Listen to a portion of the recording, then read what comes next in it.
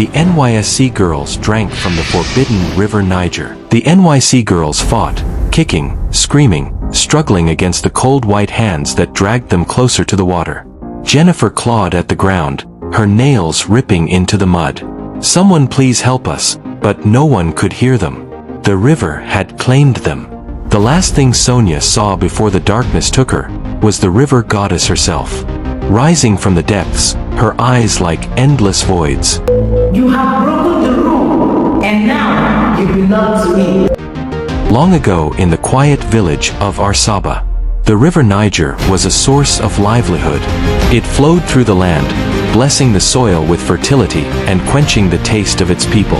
The villagers worshipped the river, offering sacrifices of yam and kala nuts, believing that the goddess who dwelled beneath its surface watched over them. But then, the betrayal happened. One year, during the Festival of Offerings, a desperate man named Peter made a fatal mistake. His wife had been barren for years, and in his greed, he sought the river's favor in the darkest way possible by offering a human sacrifice. Under the cover of night, he lured a wandering traveler to the riverbank and took his life, spilling his blood into the river. He believed the goddess would grant him a child, but instead of a blessing, he unleashed a curse. The river, once clear and pure, turned dark. The goddess, enraged by the defilement of her sacred water, rose from the depth and declared her wrath. "From this night forward, my water shall never be defiled again. Drink from me after the sun sleeps, and you shall join the lost souls beneath my depths." The villagers trembled in fear, and from the night on, no one, not even the king, dared to drink from the River Niger after sunsets. Those who did were never seen again. Generations passed, and the curse became legend.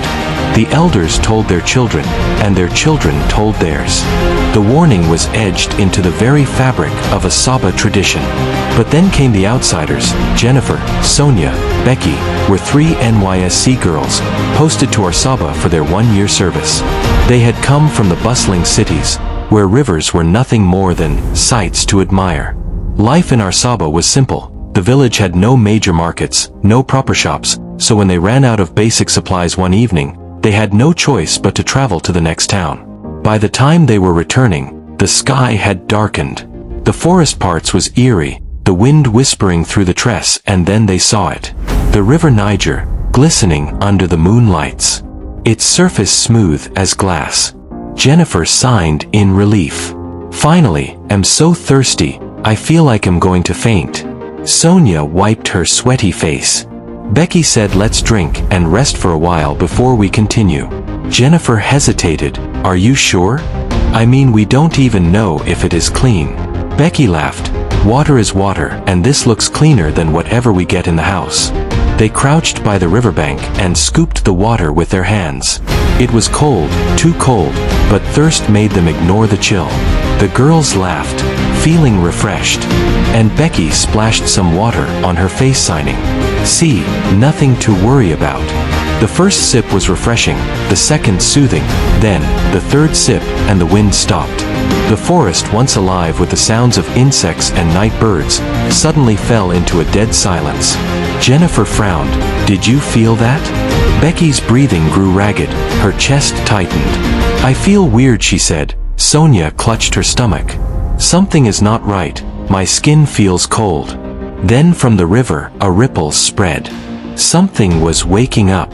Jennifer turned, her eyes widen with fear. "Did you see that?"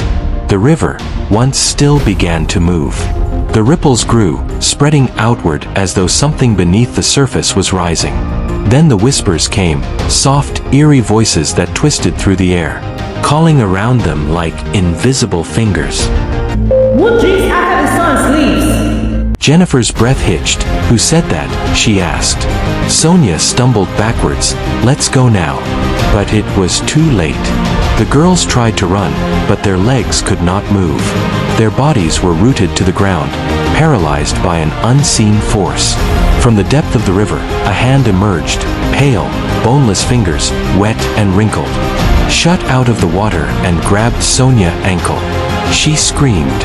The others barely had time to react before more hands, dozens of them, burst from the water. They weren't human, they were the lost souls. Those who had defiled the curse. Those who had been swallowed by the river. Their faces were twisted in agony. Their hollow eyes locked onto the girls. The spirits pulled the NYSC girls. The NYSC girls fought, kicking, screaming, struggling against the cold wet hands that dragged them closer to the water. Jennifer clawed at the ground, her nails ripping into the mud. Somebody please help us, but no one could hear them. The river had claimed them. The last thing Becky saw, before the darkness took her, was the river goddess herself. Rising from the depths, her eyes like endless voids. You have broken the rule, and now you belong to me.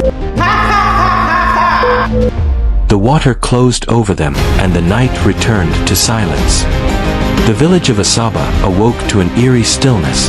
The air was deep with an unspoken dread, as though the airs itself knew something terrible had happened.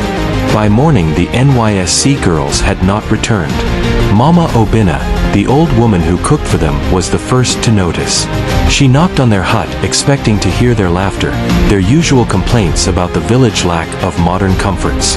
But when there were no answer, a shiver ran down her spine. Something was wrong. By noon, the village elders gathered. Their faces were grim, their voices hushed. The girls never came back. Someone whispered, "They went to the neighboring town yesterday evening." Another added, "Silence." Then Elder Benjamin cleared his throat. His voice was heavy with fear. "They must have passed the River Niger after dark." A gasp rippled through the crowd. The forbidden river, the warning had been passed down for generations. Never drink from River Niger after sunsets, but the NYSC girls were outsiders. They didn't know. Now they were gone. A search party was formed immediately. Men armed with cutlasses, hunters with charms wrapped around their wrists. Their faces set with grim determination, they followed the forest path towards neighboring town, their eyes scanning every corner. Nothing. Then they reached the riverbank, and there in the mud were footprints. The villagers stopped, some crossed themselves, others clutched their amulets. "This is where they were last seen," one of the hunters murmured. The river looked the same, calm, silent, undisturbed. But the elders knew better. "This river," Elder Benjamin whispered, "it never takes without leaving something behind." Then they saw it, a single NYSC cap soaked and half buried in the mud. The searchers recoiled. They knew what it meant. The girls had been taken. Whispers from the depths as the men stood frozen in fear. A ripple spread across the river's surface. Then a sound. A whisper, soft, distant, yet everywhere at once. "Help us." The villagers staggered back. The voice was not human. The hunters turned to Elder Benjamin. "What do we do?" The old man's face was pale. "The river has them now. If we try to take them back," he shook his head, "more will be lost." But Mama Obinna, standing at the back, suddenly screamed, "Look!" Everyone's eyes towards the River Niger. Something was rising from the water. A figure, or what was left of one. Her face was pale, her eyes hollow, her hair floating naturally around her. The water dripped from her rotten clothes, her arms reaching forward as if trying to grab something. It was Becky, but it was not Becky. Her lips parted, and from her throat came a chilling, gurgling sound. Don't drink the water. Don't drink the water. Don't drink the water. Then she was gone, soaked back into the river's depths. The villagers ran. By nightfall, the elders gathered at the shrine. An old man with white chalk markings on his body sat before a flickering flame. "The river goddess is angry," he muttered. "The outsiders have broken the sacred law. What can we do?" Mama Obinna asked, her voice trembling. "Can we bring them back?" The priest signed. The River Niger does not let go easily. He threw cowries on the floor, watching how they landed. His frown deepened. "There is only one way," he said. Silence fell over the hut. "The river will return them at a price."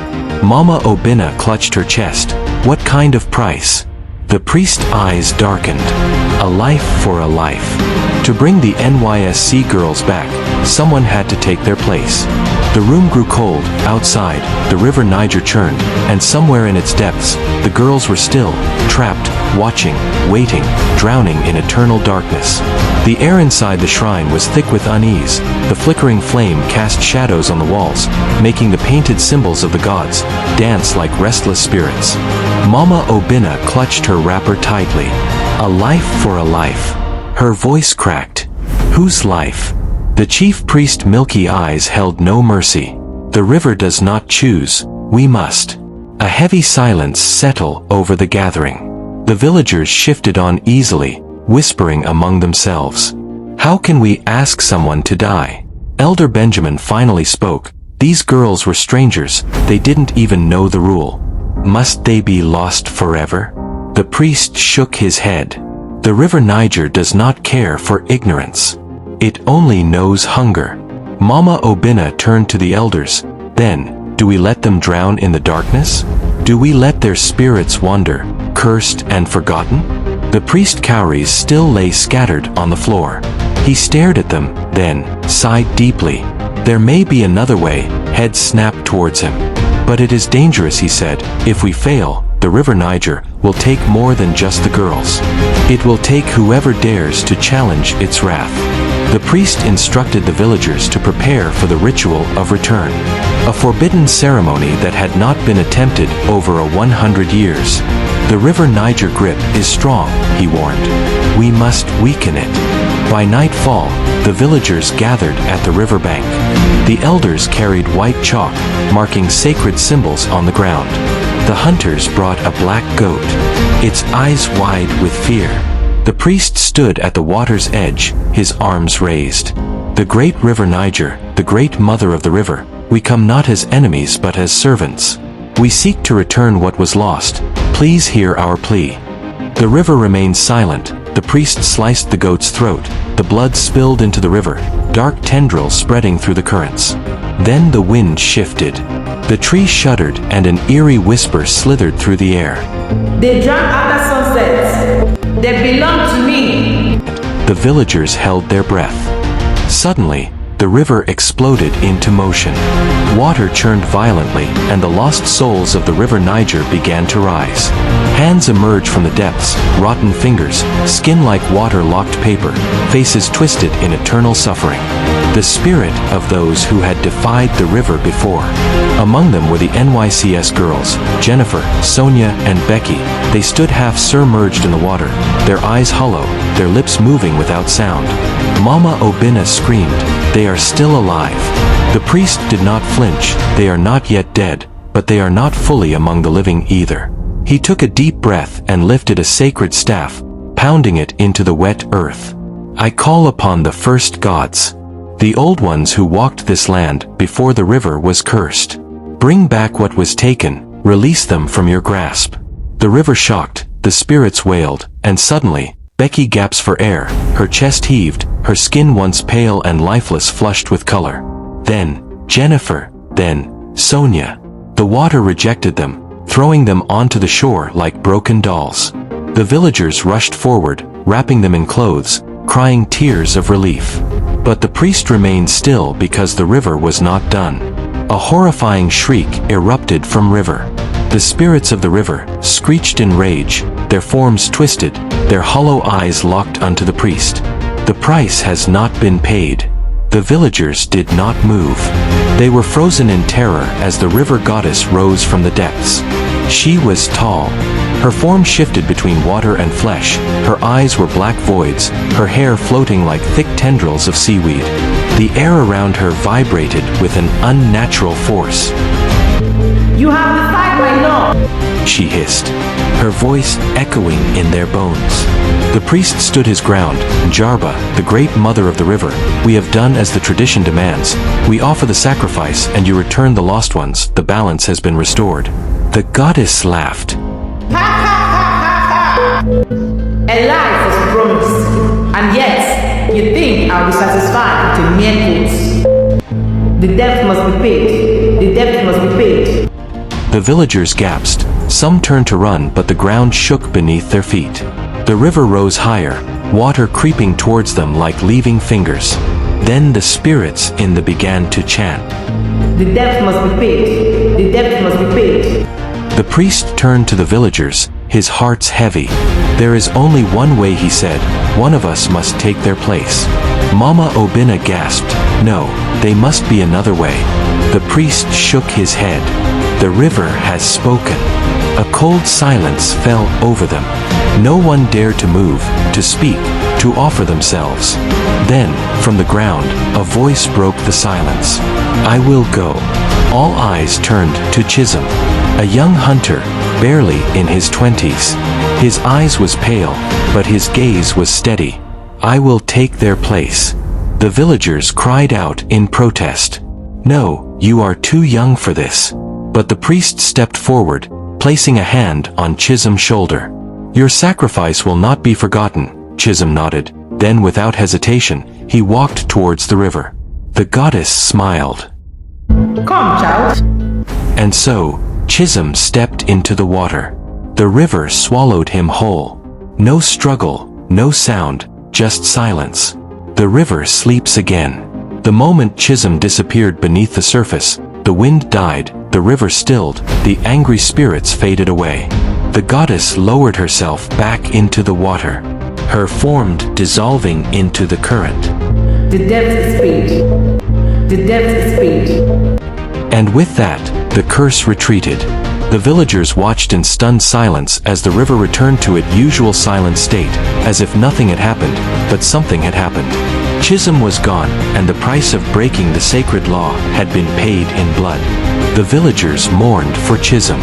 They built a shrine at the riverbank in his honor, marking the place where he had entered the water. But as for Jennifer, Becky and Sonia, they never spoke of what they saw beneath the river. But at night, when the wind howled through the trees, they sometimes heard the whispers in the water. A voice. Do not drink after sunset. Do not drink after sunset. And deep beneath the water, in the place where no lights reached, Chisholm's eyes remained open, waiting, because someday the river would call for another. The next morning, Becky, Jennifer and Sonia, they packed their things and left the village and never returned. Thank you for watching the story till the end. Don't forget to subscribe to Sam 20th TV for notification of new stories. Thanks and remained blessed.